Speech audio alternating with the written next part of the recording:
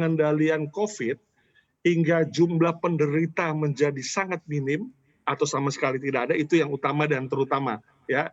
Ya tentunya harus diimbangi dengan peningkatan disiplin dan juga adanya ketidakkompromian terhadap segala sesuatu untuk mendukung protokol kesehatan COVID. Sehingga yang dimaksud dengan PSBB, nah ini sekarang sudah mulai PSBB, itu sebenarnya dapat menjadi PSBB transisi. Karena apa? Karena PSBB transisi ini sebenarnya lah yang dinamakan keseimbangan antara gas dan rem ya. Antara rem dan gas ya, mengutamakan kesehatan, kita harus merem segala sesuatu, tapi juga perlu juga menggas pada saat situasi supaya ekonomi bergerak. Nah, retail sendiri kita ketahui bahwa di sepanjang tahun lalu, ini kita belum selesai bulan Januari, jadi kita masih memproyeksikan yang dari tahun lalu sampai kuartal keempat, kita masih underperform ya.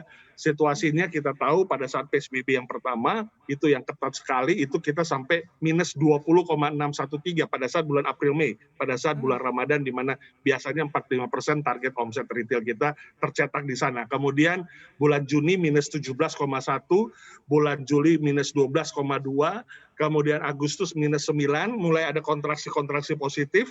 Tetapi ketika ada PSBB kedua, ya di bulan September, Oktober, ini minusnya bertambah lagi. Jadi minus 8 dan akhirnya juga minus 10 di bulan Oktober. Artinya sangat rentan dengan situasi kondisi PSBB. Sementara kita klaster pandemik itu tidak terjadi di mall dan retail karena masuk ke mall ada prokesnya, masuk ke retail ada prokesnya.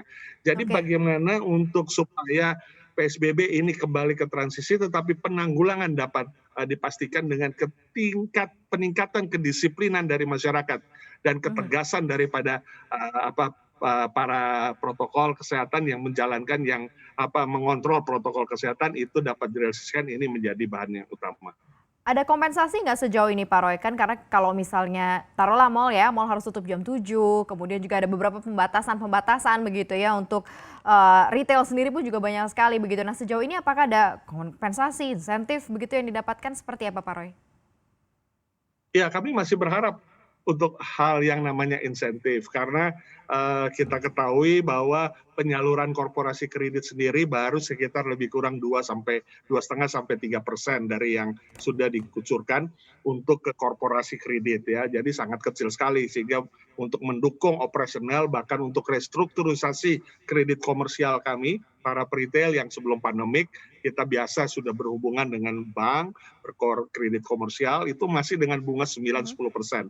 Kita masih dengan bunga tinggi, belum mendapatkan bunga rendah dari dana pen, alokasi dana pen, baik untuk korporasi kredit itu yang bunganya 3-3,8%.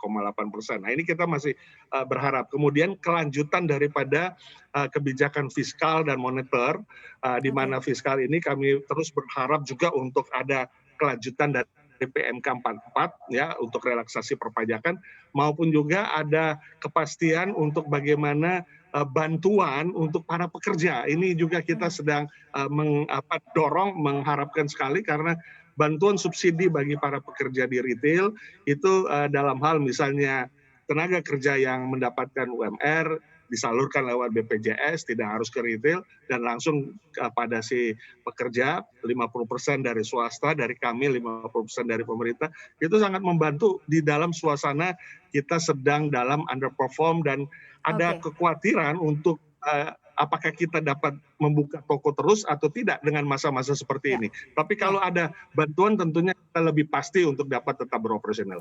Jangan lupa untuk install aplikasi CNBC Indonesia yang tersedia di App Store dan Play Store. Dan ikuti terus perkembangan ekonomi bisnis terkini hanya di CNBC Indonesia Beyond Business.